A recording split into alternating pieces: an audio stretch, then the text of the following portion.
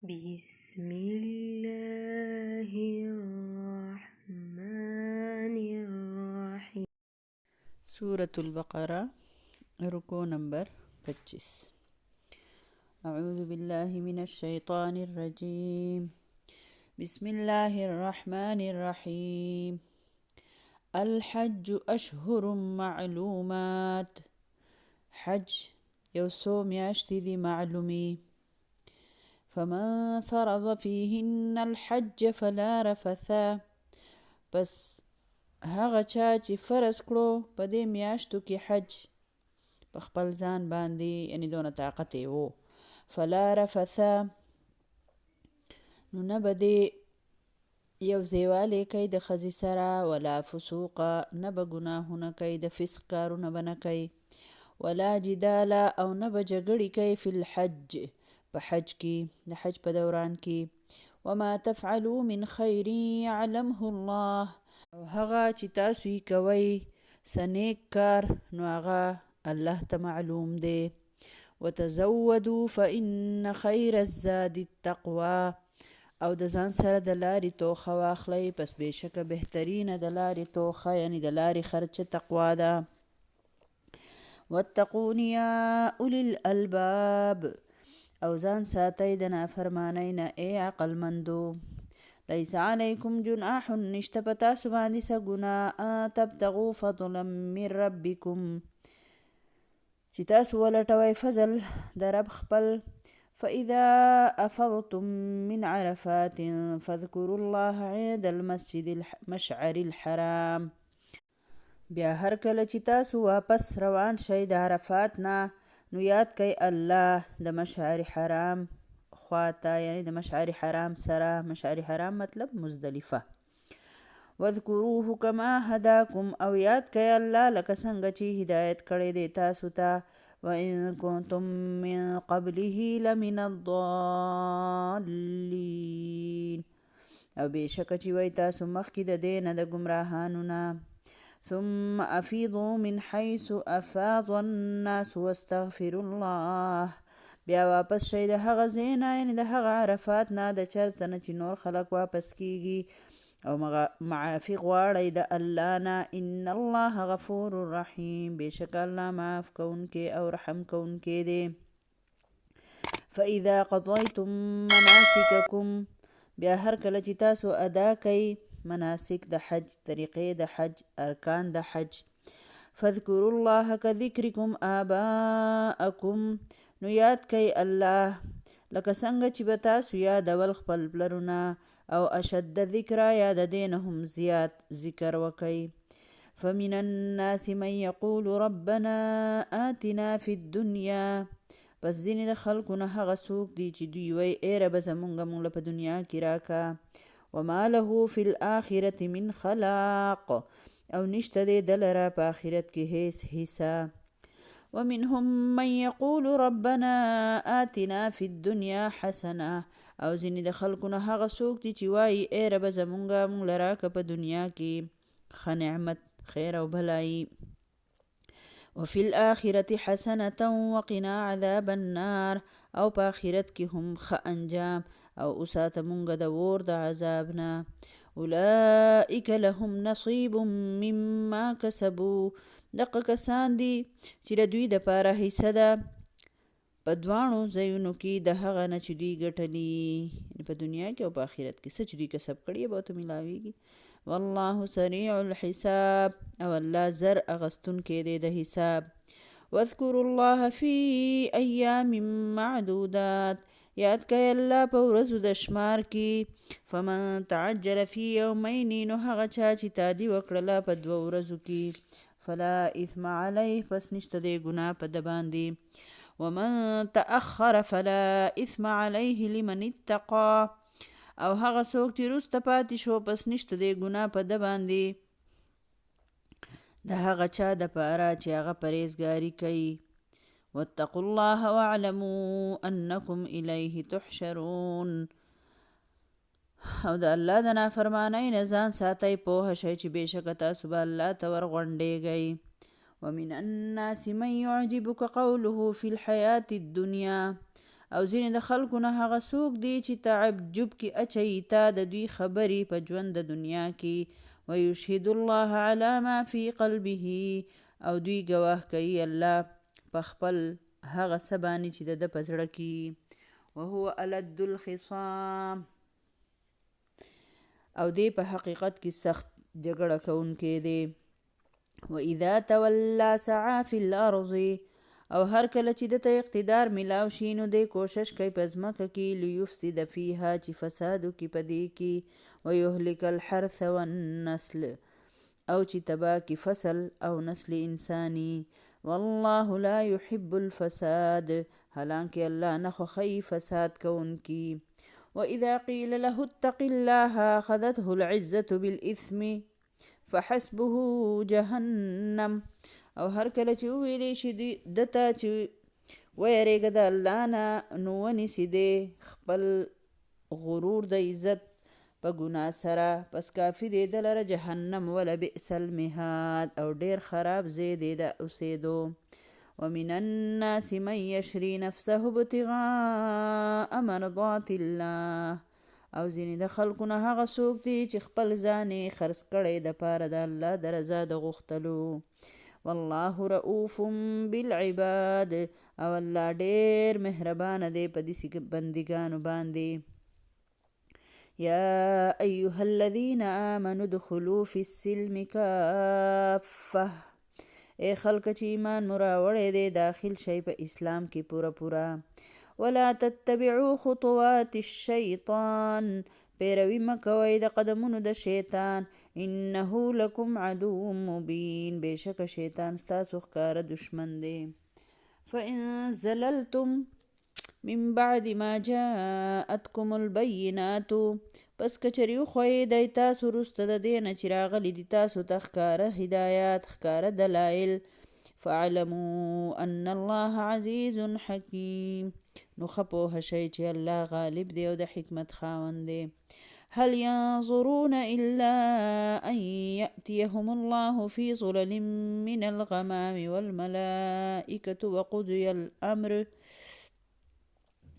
آیا دوی انتظار کوي د دې خبرې چې راشي دوی ته الله په سورو د وریځو کې او فرشتې هم راشي او فیصله وشي د کار وإلى الله ترجع الامور او الله ته به واپس کیږي ټول معاملات الله رب العالمین دې رکوع کې د حج د میاشتو ذکر کړی دی نو پخوا خو داسې اسانې سفرې نه وې نو ذوالحجې اولنۍ 10 ورځې چې دي دا د حج دي او ذوالقعده او ذوالحجه او محرم دا 3 ورځې کې به د یوه میاشت کې به خلکو سفر وکړو نو حج ته به ورسېدو بیا د 10 ورځې حج او بیا یوه میاشت یوه نیمه بیا واپس راتلو کې لګېده نو تقریبا 3 میاشتې به د خلکو لګېدې بیا الله فرمایي چې په چا باندې حج فرض شو یعنی د احرام په حالت کې یوازې دا نه چې د ښځې خاوند د یو بل سره میلاوېدی نه شي بلکې د احرام په حالت کې که شپهیي که ورځي دغه 15 ورځې د احرام حالت چې د حج په دې کې به د ښځې خاوند چې کوم د مطلب داسې خبرې اترې یا ګپ شپ به هم نه لګوي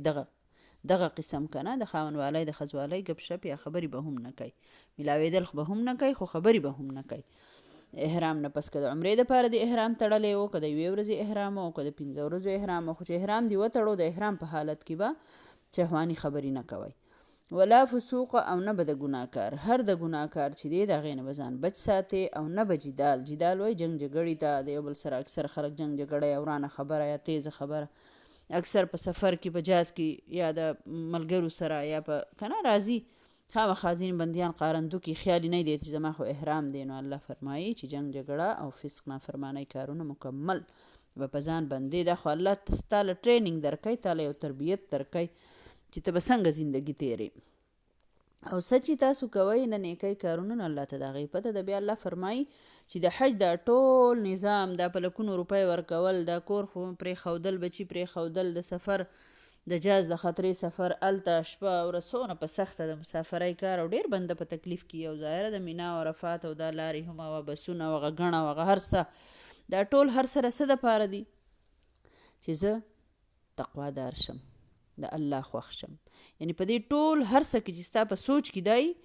چې زه د الله د رضا کارونه وکړم، نافرماني رانه ونه شي، نو هله ستا حج کامیاب دی. او که نه ته وایې چې راشم او بس حاجي صاحب یم او لاړم حج له او ځان له سامان والم او کورواله له راوړم. ډېر خلک دا چلونه کوي که نه. الله دې ټول ته هدایت وکړي. هغه مشهور هغه لطیفه ده که نه، یو پښتون حج له تلی و چې واپس راغی نو ډېر په خوشحالۍ باندې چې راغی څنګه یې حج وکړو نو وایي راغی نو وایي ډاریک وایي دوکاندار د کلي دوکاندار چې و نو هغه له زر ورغی، هغه ته یې ویې چې راواله زما کاته.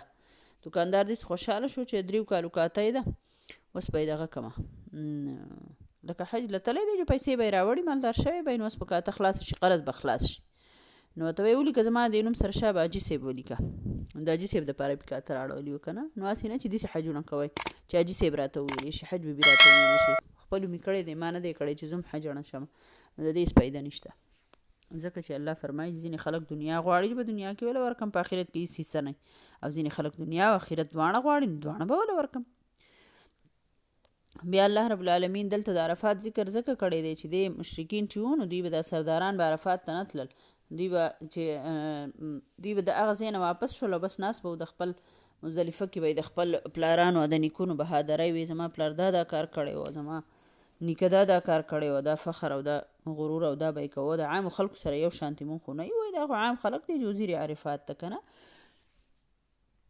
الله رب العالمین ورته فرمایي چې تاسو د پلار نیکه کم صفتونه کوئ او په عرفات کې نو د هغې په ځای باندې د الله ذکر کوئ، د هغې نه هم زیات د الله ذکر کوئ. بل دا خبره وه د جاهلیت په دور کې چې د حج په سفر کې به چا د ځان سره د سفر سامان اغوستو نو ویې به وایي دا دنیاداري ده، لکه ځان نه به ملنګ جوړ کړي او لکه د دنیا سامان به د ځان سره نالې. نو الله رب العالمین دومره حکم وکړو چې لیس علیکم جناح ان تبتغوا فضلا من ربکم، لکه که څوک د الله فضل تلاش کوي نو هغه هم کولی شي. لکه د حج سفر دی د دې ځای نه زمونږ دا مشران اکثر زمونږ څښاران او دوی خبره کوي نو وایي چې مونږ به د دې ځای نه هلته کې لکه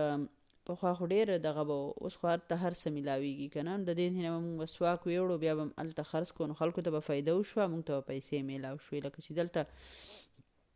فرض که په 10 روپۍ درځن و نو هلته کې چې په 10 ریاله شي نو ظاهره دا به ډېر شو که نه. نو دغه شان که څوک د ځان سره د دې ځای نه څه څیز وړی په دې سوچ باندې چې هلته به یې خرڅ کومه نو هم کولی شئ، لکه اسلام د دې هم اجازت ورکړی دی. الله ډېر مهربانه رب دی. بیا الله رب العالمین د هغه چا دپاره دا خبره فرمایي چې که څوک تعدي وکړي په 2 ورځو کې نو د دې مطلب دا دی چې ایام تشریق چې دي که څوک د مینا نه مکې ته د ذوالحجې په 12مه ورځ واپس شو او که د ذوالحجې په 14مه ورځ واپس شو نو هېڅ خبره نه ده. هلته ورځ تېرون نه دي بلکې د الله ذکر کول دي. اصل څیز د الله لمن اتقا، لکه اصل څه تقوا ده. نو که 1 ورځ یې تېره کړه که 2 ورځې تېره کړه که چې ماښام د بانګ نه مخکې راووتې نو بیا دې حج ادا شو. لکه دا بس چې حج مناسک دي دا ټول چې چا حج کړی جو هغو ته پته د وضاحت نشم کولی. بیا الله رب العالمین فرمایي چې په انسانانو کې ځینې خلک داسې دی چې تاله د هغه خبرې ډېر خوند درکوي په دنیا کې او هغه په خپل زړه باندې الله ګواه کوي چې زما دي د الله په نوم قسم چې دا خبره داسې ده، حالانکې الله فرمایي دا سخت جګړالو دی. زیات مفسرین وایي چې دا اخنس بن شریق یو منافق و، ډېر فصیح او بلیغ خبرې به یې کولې، ډېر پستې خبرې به یې کولې، رسول الله صلی الله علیه وسلم ته به یې داسې خوږې خبرې کولې، په خبره به یې د الله قسم خورو چې بس په الله مې دې قسم چې زما په دې اړه کې دا ده چې زه الله ګواه کوم چې بس زه رښتینی مسلمان یم، د مسلمانانو ملګری یم. بس که نه الله رب العالمین نبی صلی الله علیه وسلم ته اصل صورتحال ووی چې د ده په خبرو کې مه راځئ، دا سخت جګړالو قسم انسان دی. او دغه شانتې وشوه دا د اسلام نه متنفره شو ایسته کې او اسلام یې پرېښودو او لاړو مکې ته واپس وتښتېدو او دونه بدنصیبه چې په لاره تلو د مسلمانانو څونه پټي و نو هغو ته یې اور ورته کړو او کم ځناور چې د مسلمانانو به له مخې له ورتلو نو هغه به ایسته وهو او په توره ایسته کې به یې وچ په وچه وجو به یې او داسې بندیان چې کله تو هغوی ته داسې ووایې که نه لکه الله پاک دلته ډېرې ښکلې خبرې فرمایلي ده چې کله دوی ته وایي د الله نه ویرېږه دې سړي ته وایي نو د ده عزت چې دی په ګناه باندې ونیسي، ځکه چې دی وایي چې زه خو اوس شرمېږم او زما هر څه ښکاره کېږي نو دی چې دی په ګناه باندې بیا ودرېږي، لکه د خپل عزت ته بچ کولو دپاره بیا دروغ هم وایه او تکبر هم کوي او غرور هم کوي. الله فرمایي د داسې متکبره ځای چې دی هغه جهنم دی او ډېر بد ځای دی د اوسېدو. رسول الله صلی الله علیه وسلم فرمایي وایي د الله په مخ کې د جنت او د دوزخ په منځ کې مکالمه وشوه، جګړه وشوه. جنت ورته وایي چې پروردګاره زما خو دا حال دی چې ما له خو هغه خلک راځي چې کم په دنیا کې کمزوري دي او سپک ګڼلی کېږي، او دوزخ وایي چې په ما کې خو هغه خلک دي چې څوک په دنیا کې غټ ګڼلی کېږي، متکبره دي. نو الله تعالی جنت ته وفرمایل ته زما رحمت یې، او دوزخ ته یې ته زما عذاب یې. یو ځل نبی صلی الله علیه وسلم وفرمایل وایي زه تاسو ته وښیم چې جنتیان څوک دي او دوزخیان څوک دي. وی فرمایل جنتی هر هغه کمزوري او نرم مزاج والا بنده دی چې که هغه د الله په بروسه باندې قسم وخوري نو الله ولا هغه قسم رښتینی کړي، او دوزخي هر غټ بدمزاج او متکبر انسان دی. الله دې موږ ټول په امان کړي. بیا یو طرف ته د اخنس بن شریق د دې منافق او د داسې متکبره ذکر الله پاک کړی، نو بل طرف ته الله فرمایي په انسانانو کې داسې قسم خلق دی چې د الله په لار کې خپل ځان او مال هر څه قربانوي خو چې الله رضا ورته حاصله شي. نو زیات مفسرین لیکي چې دا د صهیب رومي په شان کې د آیت نازل شوی، ځکه چې صهیب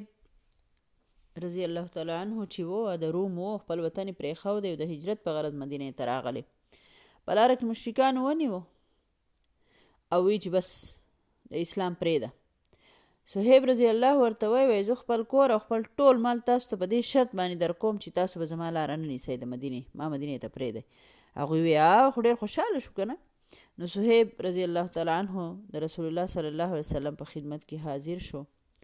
نو د داسې مخلصو مؤمنانو په تعریف کې الله پاک دا آیتونه نازل کړل. یو ځل رسول الله صلی الله علیه وسلم صهیب رضی الله تعالی عنه، بلال رضی الله تعالی عنه، سلمان رضی الله تعالی عنه متعلق ابوبکر صدیق رضی الله تعالی عنه ته فرمایي وایي که تا دا درې واړه ناراضه کړل نو تا خپل رب ناراضه کو. سوچ وکړئ څومره بختور خلک و هغه که نه. خو دا هسې خو څوک نه بختورېږي، خو د الله دپاره یې هر څه قرباني کړي و. ځکه بیا الله فرمایي پوره په اسلام کې داخل شئ او د شیطان په قدمونو مه ځئ. شیطان ستاسو ښکاره دشمن دی. مطلب ځینې خلک د اسلام یو طرف راټینګي او بل طرف نه راټینګي. اسلام دلته الله رب العالمین موږ ته فرمایي چې د اسلام پوره په اسلام کې داخل شئ. مطلب ستاسو عقیده دي قرآن مطابقي، ستاسو خیالات، ستاسو نظریه، ستاسو علوم، ستاسو طور طریقې، رسم و رواج، کاروبار، د ژوند هر شی دا دی نه چې دا خو د اسلام کومه او په معاشرتي نظام کې، معاشي نظام کې حلال حرام سود رشوت دا ټول زما په دغه کې موجودي نه. دغه شانتي لکه د کاروبار کې به هم الله د کورنۍ زندگی به هم د الله د دین مطابقي. او یو بنده دی وایي چې د الله رب العالمین په اطاعت کې ژوند تیروم، د رسول الله صلی الله علیه وسلم په اطاعت کې ژوند تیروم، او د اطاعت خبره کوي چې زه په اطاعت کې ژوند تیروم، او بل طرف ته حالت دی چې ټول هر بدعت چې دی نو هغه د دو شیوی، بس په هر بدعت کې دی مبتلای که نه. د نبي صلی الله علیه وسلم طریقې پرېښودي خو په نورو خبرو کې مبتلای. نو الله دې موږ د داسې اعمالو نه په امان کړي. الله دې موږ صحیح مؤمنان جوړ کړي. بیا الله رب العالمین فرمایي وایي دوی د څه خبرې انتظار کوي چې په وریځو په سور کې الله دوی له راشي او فرشتې راشي فیصله کار شي. مطلب دا چې کله دوی مرګ وله راشي او یا دا چې قیامت راشي نو که بیا څوک ایمان راوړي نو د ایمان راوړلو خو بیا څه فایده نشته دی که نه. کله چې ته حالات وینې نو په دغه وخت کې چې فرشتې د مرګ راشي چې بیا خلک ایمان راوړي بیا خو ایمان نه قبلیږي که نه. لہذا د مخکې نه دی الله موږ ټول صحیح مؤمنان او مسلمانان جوړ کړي. الله دې زموږ نه رضا شي. آمین ثم آمین.